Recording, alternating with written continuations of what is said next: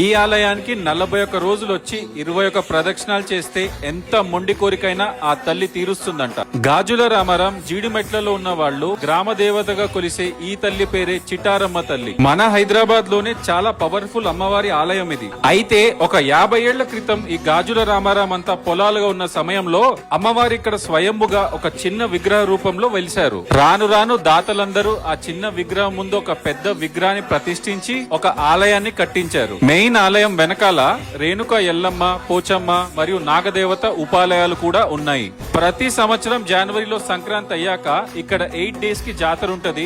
సుమారు 7 to 8 lakhs భక్తులు ఆ జాతరకి వస్తారు. ఇక్కడ భక్తుల కోరికలు నెరవేరితే అమ్మవారికి బోనం తీసి వడిబియ్యం పోసి ఒక చీరని సమర్పిస్తారు. మీరు గనక ఈ ఆలయానికి వెళ్ళుంటే మీ ఎక్స్పీరియన్స్ ఎలా ఉందో కింద కామెంట్స్ లో షేర్ చేసుకోండి. తెలంగాణలో ఇలాంటి హిడెన్ జెమ్స్ ఇంకా తెలుసుకోవాలంటే do follow doctor hungry traveller.